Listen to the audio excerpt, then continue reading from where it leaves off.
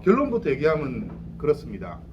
창업한 그 해와 그 다음에는 세무대리인을 쓸 필요가 없다. 보통 1년 정도 세무대리인 비용이 한 200만 원 지출되거든요. 다음 주에 마지막 강의대로만 진행하면 400만 원 버는 거죠.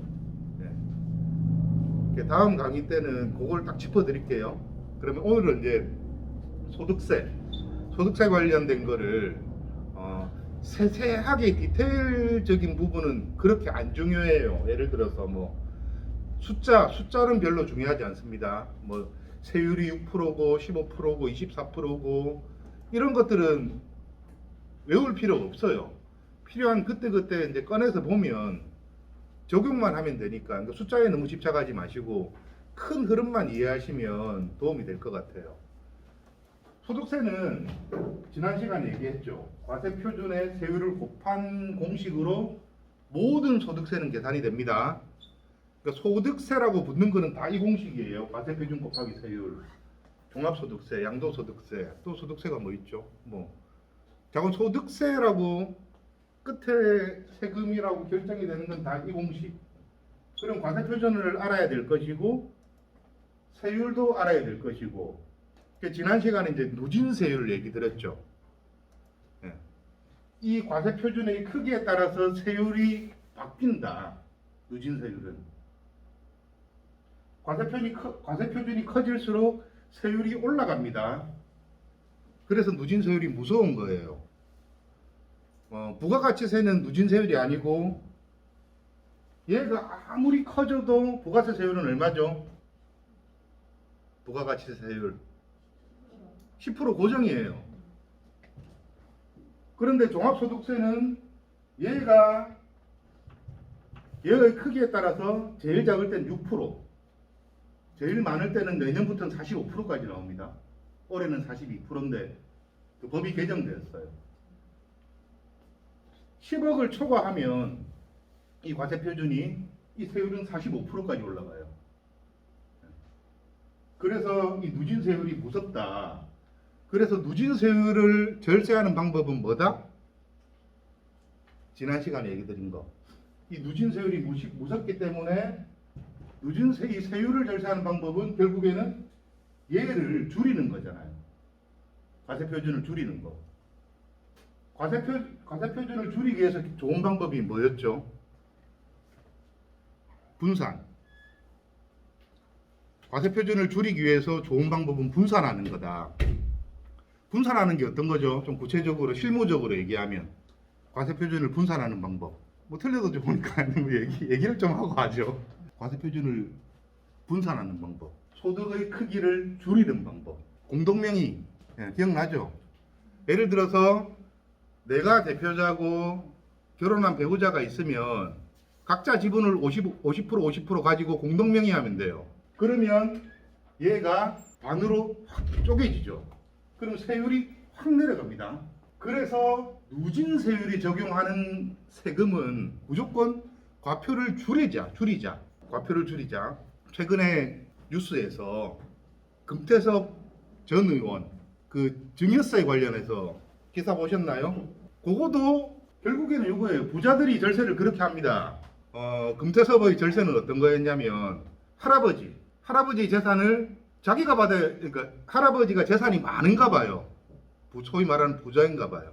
그래서 할아버지가 이제 사망을 하면 상속세가 금태섭 의원한테 추징이 되죠. 그러면 이 과표가 커지는 거예요. 그래서 과표를 어떻게 줄이냐면 사전에 증여를 하는데 누구한테 증여를 하느냐? 손자한테 증여를 하죠. 그러면 증여한 부분만큼 얘가 줄었죠. 맞죠? 이해되나요? 그렇게 과표를 줄이는 방법도 있습니다. 상속세, 증여세도 마찬가지로 누진세율이에요. 그러니까 과표를 줄이는 방법은 다양한 거죠. 예를 들어서 창업을 할 것 같으면 공동명의 이것도 과표를 줄이는 방법이고 금태섭 전 의원처럼 사전 증여를 하는 것도 얘를 결국에는 줄이는 의도죠. 누진세율하고 단일세율은 이제 구분이 되죠. 누진세율, 단일세율. 누진세율이 무서운 게 어떤 거냐면 710 부동산 대책 나왔을 때 신문 헤드라인에 어떤 기사가 떴냐면요. 최고 세율 82.5% 세금 폭탄 이런 내용이 떴어요. 양도소득세 폭탄 82.5% 그런 기사 본 적 있나요? 신문을 보는 습관을 들이면 좋은데 차라리 안 보는 게 나을 수도 있다. 그거 보면 겁먹잖아요. 82.5%면 예를 들어서 내가 집을 팔아서 1억이 생겼어. 차익이. 근데 82.5% 세금이면 8,250만 원을 세금으로 내야 되는 거죠. 그럼 시세 차익에 난 1,750만 원은 내 돈이잖아. 야, 큰일 났다. 집을 안 팔아야 되나 막 이런 고민을 할 건데 82.5%가 어떻게 해서 나왔는지만 이해를 해보면 이 누진세율을 조금 더 쉽게 이해할 수 있습니다. 내년부터 최고 세율이 제가 몇 프로라 그랬죠? 45%. 45%. 내년부터 최근에 안 좋은 뉴스 떴죠. 우리한테 영향을 미치는 안 좋은 뉴스. 여기 지금 해운대구잖아. 안 좋은 뉴스 떴죠. 11월 20일 날짜로 이제 조정 대상 지역으로 묶였죠. 해운대구. 부산에 5개구던데. 해운대, 수영구, 남구, 동래구, 연제구 이렇게. 이 5군데에서 이제는 세금 공부를 좀 해야 돼요. 제가 계속 부동산 세금 얘기하면서 천만다행이다 그렇게 얘기했던 이유가 비조정 대상 지역이었거든요. 근데 이제는 조정 대상 지역이란 말이죠. 조정 대상 지역은 규제가 많이 따릅니다. 일단 피부로 느끼는 게 첫 번째 뭐냐면 대출이 안 돼. 그러니까 집을 살 계획이 있는 분들은 은행 가서 반드시 확인해 보세요. 내가 대출이 얼만큼 되는지. 대출 규제가 많아져요. 조정 대상 지역은. 그리고 이런 세율이 중과돼요. 중과. 세율이 무겁게 과세된다. 어떻게 무겁게 과세되냐면요. 조정 대상 지역 2주택자가 집을 팔 때는 20%가 중과됩니다. 그거 어떻게 되죠? 예를 들어 45% 구간인 사람이 20%가 중과되면 65% 세율이 된다 소리죠. 3주택자가 양도를 하게 되면 30%가 중과돼요. 그럼 더하면 75%. 엄청나죠? 근데 이게 다냐? 이게 다가 아니거든요. 항상 소득세는 소득세의 10%가 지방소득세로 또 나가야 돼. 75%에 10%면 7.5%. 맞죠? 요거 더하면 이렇게 이제 세금이 나옵니다. 자, 그럼 82.5%의 세금은 누가 내야 되느냐? 기본적으로 과표가 10억이 넘어야 돼. 과표가. 양도소득세를 들어볼게요. 차익이 10억이 넘어야 되죠. 전제 조건. 그리고 집이 조정 대상 지역 안에 3채 이상이 있어야 돼요. 이런 사람들은 이제 폭탄 맞는 거예요. 안타깝게도 조정 대상 지역으로 묶였지만 82.5의 세금 폭탄을 맞는 사람은 극히 일부분일 것이다. 이해되나요? 네. 극히 일부분은 이제 이 세금을 맞을 수도 있겠죠.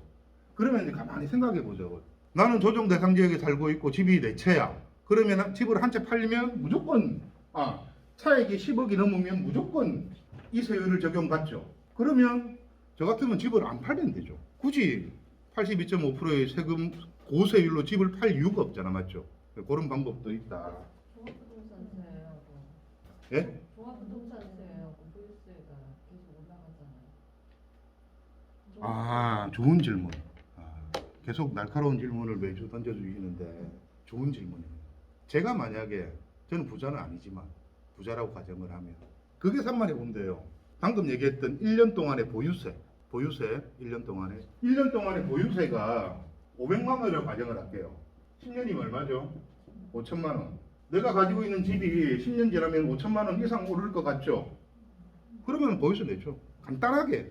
근데 종합부동산세가 공시지가 현실화시키면서 예. 종합부동산세가 올라가. 그러니까 결국에는 고민 하나만 하면 된다는 거죠. 내가 가지고 있는 집이 시간이 흘렀을 때의 차익과 내가 내야 될 세금과 더하기 빼기를 해보면 된다는 거지. 근데 차익은 알 수가 없죠. 일단 불확실하지만 기존의 데이터가 있잖아. 그런 고민을 해보면 된다. 근데 정답은 없는 거예요. 앞일을 예상하는 사람은 아무도 없으니까. 근데 고민을 해볼 수가 있어요. 고민은.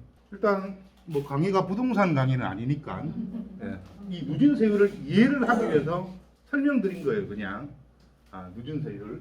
중과세율도 이해되죠? 네, 중과세율. 중요합니다. 중과세율도.